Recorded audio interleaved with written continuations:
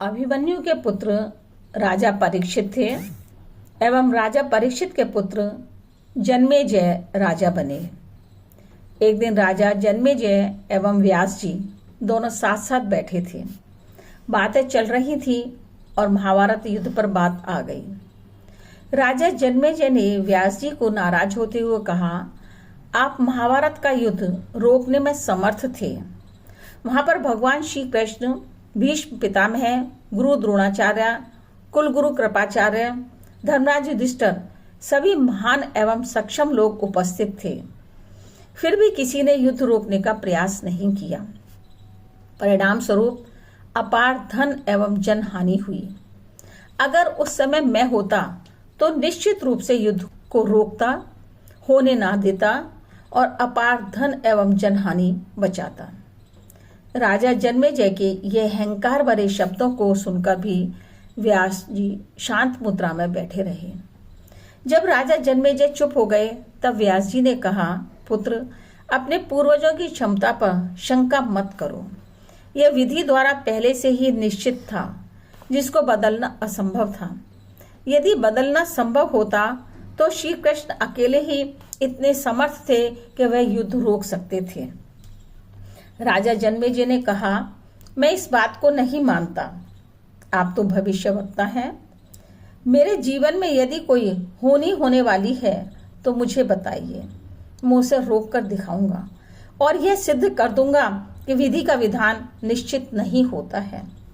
व्यास जी ने कहा, पुत्र, यदि तू जिद पर है और यही चाहता है तो अपनी होनी सुन।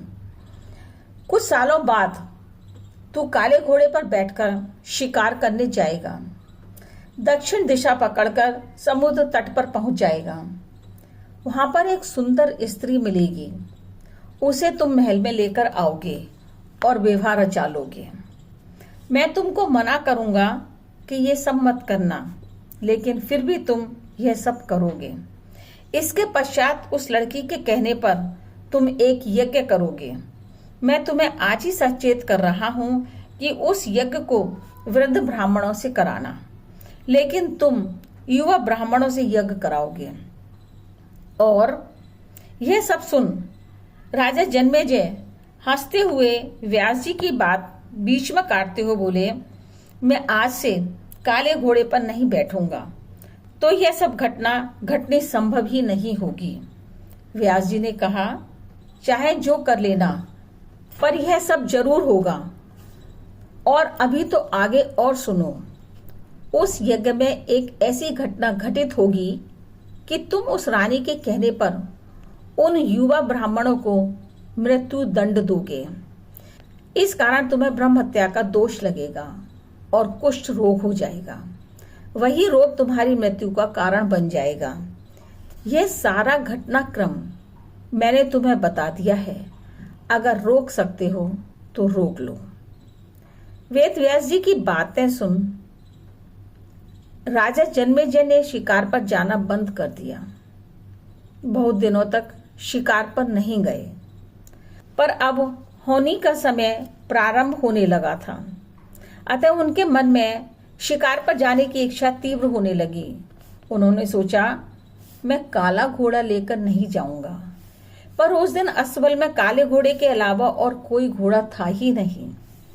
काला घोड़ा लेने के बाद सोचा, मैं दक्षिण दिशा की तरफ नहीं जाऊंगा।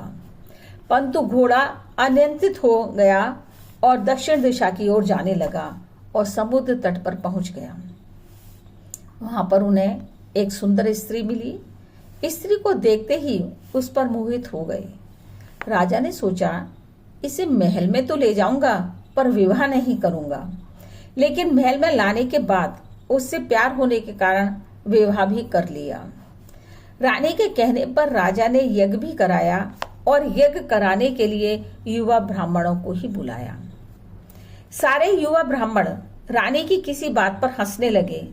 रानी ने गुस्सा किया और रानी के कहने पर राजा जन्मेजय ने ब्राह्मणों को प्राण दंड की सजा सुनाई।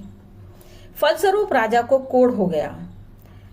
अब राजा जन्मेजय को व्यास जी की सभी बातें स्मरण होने लगी और वह व्यास जी के पास पहुंच गए और अपने जीवन की भीख मांगने लगे। वेद व्यास जी ने कहा, एक अंतिम अवसर तुमको और दे रहा हूं।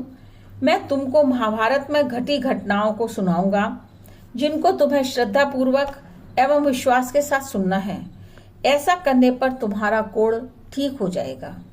लेकिन अगर किसी भी प्रसंग पर अविश्वास किया तो मैं महाभारत का प्रसंग बीच में ही रोक दूंगा और फिर मैं भी तेरा जीवन बचाने में असमर्थ होऊंगा।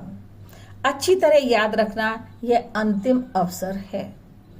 राजा जन्मेजय को अब व्यास जी की बातों पर पूर्ण विश्वास हो चुका था, इसलिए वह पूरी श्रद्धा एवं विश्वास के साथ कथा सुनने लगे।